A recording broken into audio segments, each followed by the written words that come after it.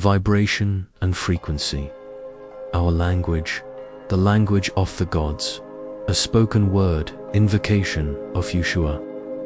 If they ask you, where have you come from? Say, I have come from the light, from the place where light birthed itself, where I can see, but all hearts remember. If they ask you, who are you? Say, I am the son of frequency, the daughter of divine rhythm. We are the chosen of the living one. And if they ask, what proof is there of this Father in you? Say, motion, and rest. Yeshua, Gospel of Thomas, saying 50, a spoken word, invocation of Hermes, Trismegistus, and Thoth. Everything in the universe vibrates and moves. Nothing is at rest. Nothing is fixed or still. Everything is either on its way to or from something. Beat rises, you want to understand the world. Don't listen to its words, feel its pulse. Don't decode its laws, feel its vibration. Because the world doesn't speak, it resonates, it hums, it moves, it whispers in rhythm. And if you're still enough, quiet enough, you'll feel it. The tone before time, the breath behind matter.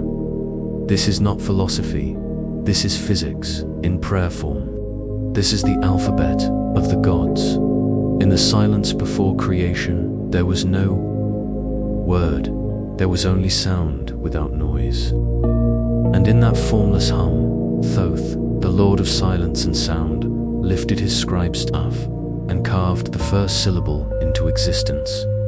Not with INK, but with vibration, soft echo effect.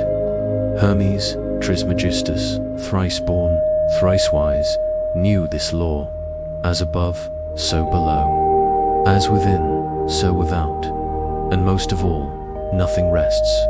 Everything moves. Everything vibrates. He didn't see the world as made of things. He saw it made of tones, of energy frozen into form, of thoughts made dense enough to be touched. You are not your body. You are a field in motion, an instrument waiting to be tuned, and the universe, a vast divine orchestra, responding not to your words, but to your frequency. You keep trying to change your life with effort, with force, with vision boards and bullet journals, but none of that touches the field. The field doesn't care about goals. It listens to vibes. The universe is not logical. It is musical. It doesn't respond to what you say you want. It responds to what you truly are when you're alone. When no one's watching, when your spirit is unmasked and humming its core note. Every emotion is a frequency. Every thought, a tuning, fork, and every belief, a pattern that shapes what returns to you. When you fear, you vibrate lack. When you judge, you vibrate resistance. But when you feel peace for no reason, that's when the gates unlock. And silence taught that the word was never just communication. It was creation. Every mantra, every name, every sacred syllable, a code. That organized chaos, he said. Speak not unless your word holds geometry. Think not unless your thought holds balance. And hold silence, not as absence, but as the throne of sacred vibration. You see, sound is more ancient than sight. Before form, there was frequency.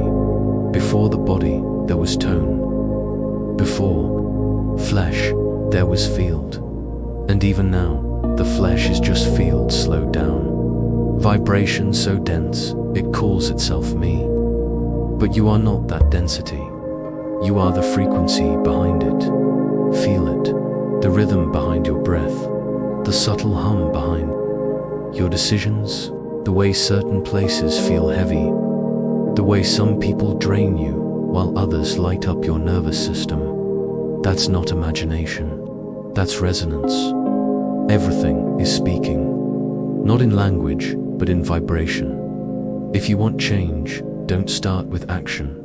Start with tuning, because the universe doesn't care about your hustle. It cares about your harmony. Your trauma has a tone.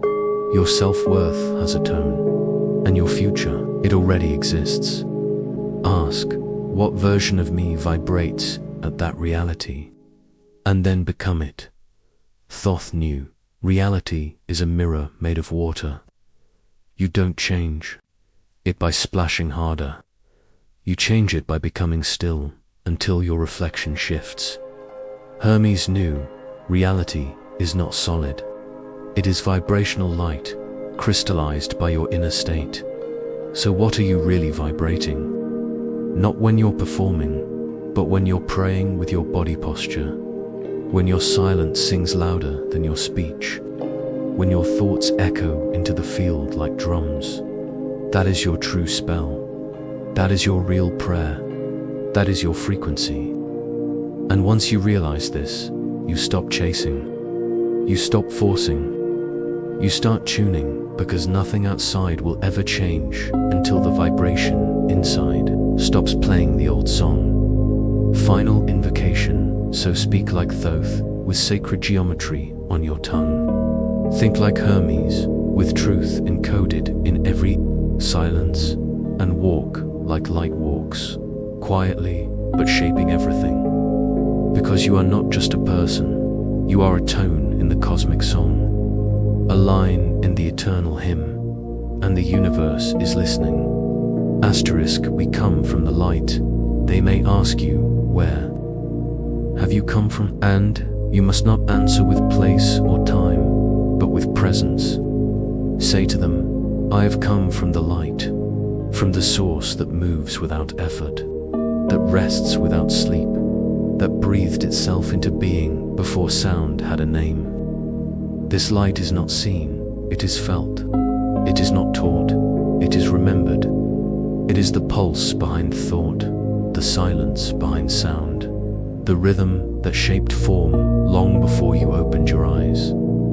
If they ask you, who are you? Say to them, I am the child of vibration and void, the echo of the living Father, the breath of stillness made visible. I am not just becoming, I am frequency made flesh.